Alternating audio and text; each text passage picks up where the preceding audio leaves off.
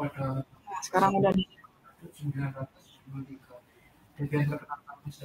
untuk materinya yang akan saya bahas sudah pasti pengenalan, metode, dampak, dan aspek serta cara untuk meningkatkan time management. Kemudian introduction to time management adalah suatu usaha untuk pemanfaatan secara efektif bagian-bagian dari waktu untuk melakukan aktivitas tertentu, di mana target telah ditentukan pada jangka waktu tertentu dan pekerjaan harus bisa diselesaikan atau biasa disebut usaha semaksimal mungkin untuk pencapaian target. Jadi manajemen waktu adalah suatu proses untuk melakukan kontrol atas waktu dengan kemampuan untuk merencanakan dan menggunakan waktu semaksimal mungkin dengan batas tertentu untuk melakukan aktivitas tertentu. Kemudian mengapa sih manajemen waktu itu penting? Sebelumnya sedikit narasi, perubahan dalam hidup seseorang itu bukanlah orang lain yang mengubahnya, namun kita sendiri yang harus berubahnya. Jadi perubahan nyata dalam hidup ini dimulai ketika kita mulai belajar bagaimana mengelola dan mengatur waktu yang kita miliki dengan baik, efektif, dan efisien. Banyak orang yang menyia-nyiakan waktunya untuk hal yang nggak penting, sehingga banyak hal yang seharusnya memberikan manfaat, tapi nggak dikerjakan. Sehingga manajemen akan mempengaruhi kualitas hidup seseorang. Ketika mereka memiliki manajemen yang tepat, maka kualitas hidupnya juga akan tepat. Sedangkan, jika seseorang memiliki manajemen yang buruk, bahkan tidak pernah membuat manajemen hidupnya, maka dipastikan dia tidak akan memiliki masa depan yang baik. Oleh karena itu, manajemen waktu sangat penting. Jadi, siapapun yang mengetahui bagaimana mengelola waktu dengan baik, maka dia juga bisa mengelola hidupnya dengan baik. Time management yang baik adalah bagaimana mereka memiliki prioritas yang tepat akan membentuk juga manajemen waktu yang bagus untuk hidupnya. Materi selanjutnya adalah time management method atau metode time management. Yang pertama, time blocking method adalah teknik manajemen waktu yang membantu seseorang untuk menjadwalkan dan merencanakan suatu pekerjaan dengan memblokir saat waktu tertentu, sehingga akan lebih banyak pekerjaan yang dapat diselesaikan lebih cepat dan meningkatkan produktivitas. Dia punya dua ciri khas, deep work dan shallow work. Deep work itu adalah suatu pekerjaan yang benar-benar penting dan harus dikerjakan tanpa terdistraksi dengan pekerjaan yang lainnya. Ketika kita fokus mengerjakan satu pekerjaan di satu waktu, maka makin mudah untuk tetap fokus dan konsentrasi dalam menyelesaikan pekerjaan tersebut. Sedangkan ciri khas yang satunya, shallow work, adalah pekerjaan yang penting tetapi tidak penting untuk jangka panjang. Misalnya kayak balas chat yang harus dibaca sekarang atau bisa dibalas nanti. Kemudian tahap atau teknik time blocking method. Yang pertama perencanaan, yaitu tentukan waktu yang lebih produktif dan kegiatan yang lebih prioritas. Tahap selanjutnya pemblokiran. Ini susun jadwal dan blokir tugas penting yang sudah jadi rutinitas di awal waktu. Kemudian waktu untuk tugas-tugas kecil dan istirahat. Kemudian pelaksanaan, melakukan pekerjaan sesuai yang telah dijadwalkan. Terakhir, revisi. Revisi ini perenungan jadwal yang telah direncanakan dan dikerjakan. Kemudian sesuaikan.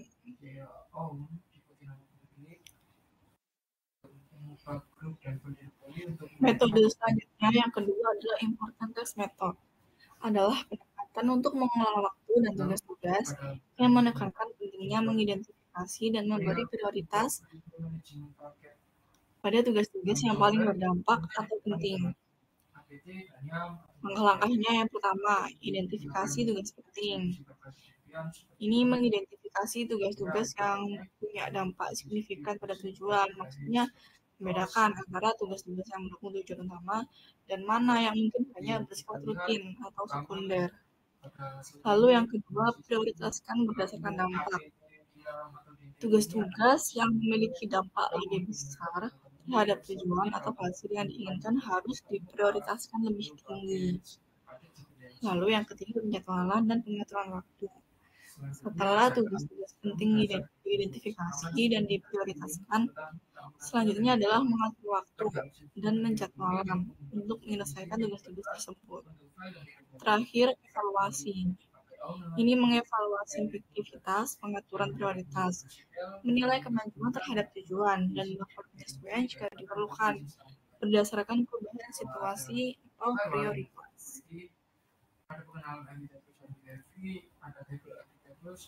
Materi selanjutnya adalah stress management. Manajemen stres adalah proses atau serangkaian teknik yang digunakan untuk mengelola, mengurangi, atau mengatasi tingkat stres dalam kehidupan sehari-hari guna meningkatkan kesejahteraan mental dan fisik, serta meningkatkan kemampuan untuk menghadapi tantangan dan tekanan yang mungkin timbul. Hubungan stres manajemen dan time management. Hubungan antara keduanya sangat erat. Dikarenakan cara seseorang dalam mengelola stres itu berdampak langsung pada efektivitas dan efisiensi manajemen waktu. Lalu apa sih kaitannya dampak dari keduanya? Pertama, pengaruh stres terhadap manajemen waktu. Stres yang tidak terkendali dapat mengganggu kemampuan seseorang untuk mengelola waktu dengan efektif. Ketika merasa stres, mereka mungkin mengalami kesulitan berkonsentrasi, membuat keputusan, atau mengatur prioritas, sehingga menyebabkan penundaan dalam penyelesaian tugas yang penting atau bahkan membuat menjadi lebih rumit. Kedua, keterkaitan manajemen stres dengan manajemen waktu, yaitu teknik-teknik manajemen stres seperti latihan, relaksasi, mediasi, atau olahraga itu membantu menenangkan pikiran dan mengurangi tingkat stres. Kalau seseorang belajar mengelola stres dengan efektif, mereka itu cenderung lebih terfokusir dan fokus dalam mengatur waktu mereka. Selanjutnya, efisiensi dalam manajemen waktu. Manajemen stres yang baik memungkinkan seseorang untuk mengatasi tantangan dan tekanan tanpa merasa terlalu terang dan terburu-buru, sehingga menghasilkan perencanaan waktu yang lebih baik dan penyelesaian tugas yang lebih efisien. Kaitan selanjutnya kemudian prioritas yang jelas. Manajemen stres yang baik membantu seseorang mengidentifikasi tugas yang benar-benar penting dan prioritaskan mereka secara tepat dalam jadwal. Mereka mencegah pemborosan waktu ke hal-hal yang kurang penting atau mengganggu. Terakhir, penyeimbang kehidupan. Stres manajemen juga membantu dalam mencapai keseimbangan antara pekerjaan dan kehidupan pribadi. Ketika seseorang dapat mengelola stres dengan baik, mereka lebih mungkin untuk memiliki waktu yang cukup untuk istirahat, rekreasi, dan mungkin interaksi sosial, yang pada hakikatnya dapat meningkatkan kualitas hidup secara keseluruhan. Jadi manajemen stres yang efektif berkontribusi pada peningkatan manajemen waktu dengan memungkinkan individu untuk tetap fokus, terorganisir, dan efisien dalam melakukan tugas dan waktu mereka. Sebaliknya, tingkat stres yang tinggi dapat menghambat kemampuan seseorang untuk mengelola waktu dengan baik. Materi selanjutnya, impact of time management. Pertama, dampak positif dari manajemen waktu yang baik adalah tepat waktu dan disiplin, mengurangi kebiasaan menunda, lebih rapi dan terorganisir, meningkatkan moral dan lebih percaya diri, mengurangi kadar stres dan kecemasan, meningkatkan produktivitas efisien, terakhir mampu mencapai target sasaran tujuan. Sedangkan yang kedua, dampak negatif dari time management waktu yang buruk. Penundaan, kurang tidur, mengkonsumsi makanan kurang sehat, kurang olahraga, kurang berenergi, dan tidak tepat waktu.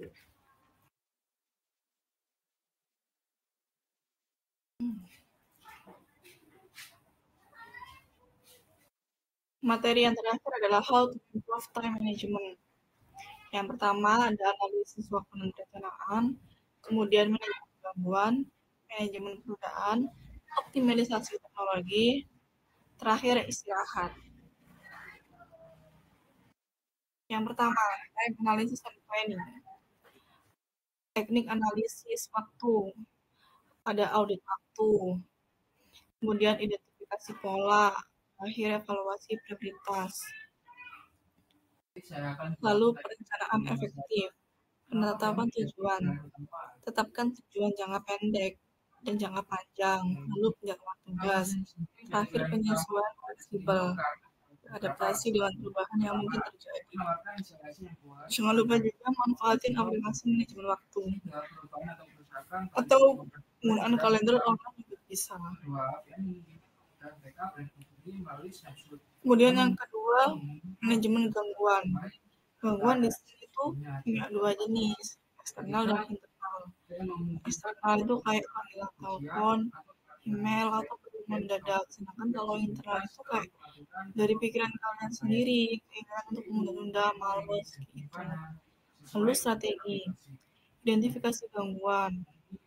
Lalu tetapkan prioritas. Setelah itu gunakan teknik fokus, kayak Pomodoro. Terakhir penerapan, pengaturan lingkungan kerja, beban lingkungan kerja yang minim gangguan. Dan komunikasikan efektif, sampaikan pada orang-orang lain tentang waktu fokus Anda. Selanjutnya, procrastination management. Penyebabnya ketakutan akan kegagalan, kurangnya motivasi. Strategi mengatasi yaitu bagi tugas dan gunakan pendekatan step by step. Lalu perencanaan tindakan. Buat rencana tindakan tetap konsisten. Terakhir mengubah mindset. Ini temukan motivasi dan pendekatan disiplin.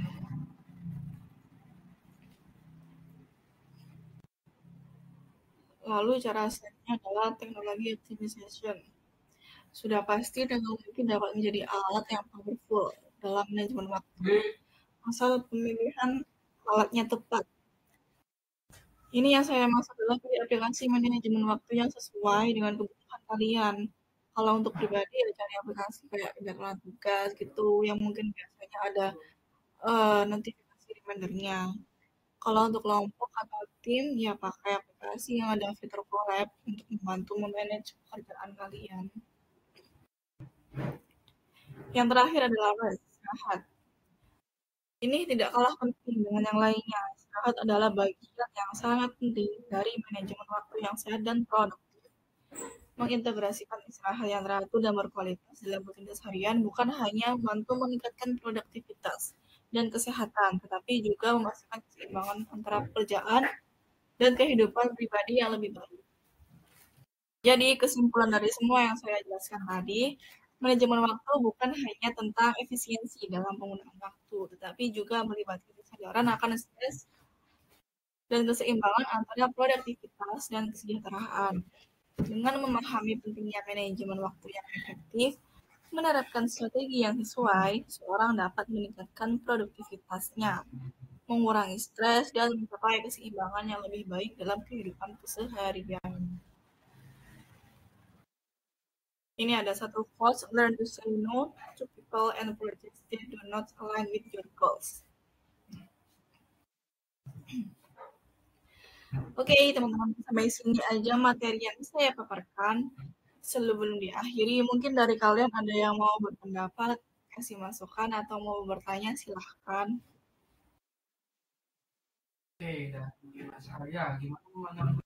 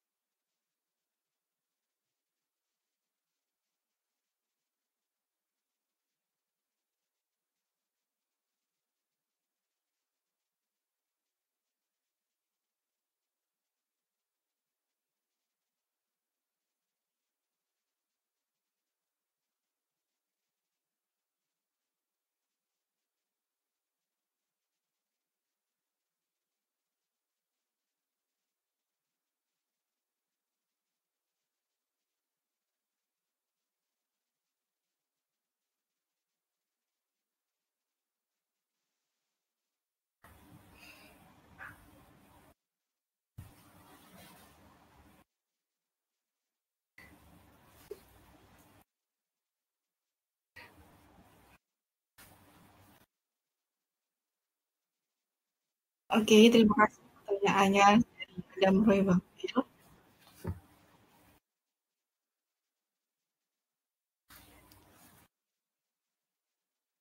Sebentar ya.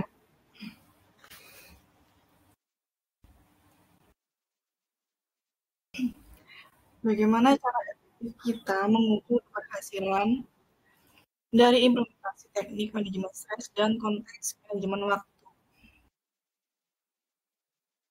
Oke, keberhasilan implementasi dari teknik manajemen stres dalam konteks manajemen waktu itu dapat diukur dari beberapa indikator yang kalian alami sendiri. Pertama dari produktivitas, kayak peningkatan jumlah tugas atau target yang kalian selesaikan itu sesuai jadwal apa belum. Lalu kualitas kerja, menurut kalian itu banyak terjadi penurunan kesalahan atau revisi dalam pekerjaan semakin bagus nggak? Lalu kesehatan mental, pengurangan gejala stres seperti kecemasan, kelelahan, atau gangguan tidur. Lalu keseimbangan hidup dan feedback, umpan balik positif dari teman kalian atau manajemen mengenai efisien dan efektivitas kerja. Kayak gitu. Yang lain mungkin ada yang mau ditanyakan.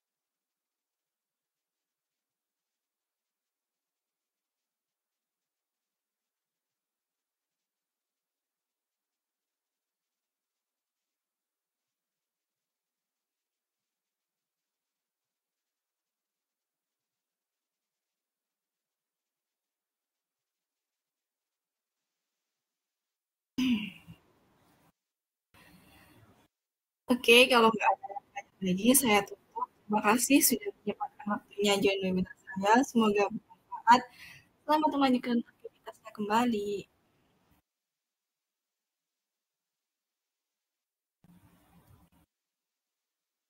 Akhir ya. Bye-bye.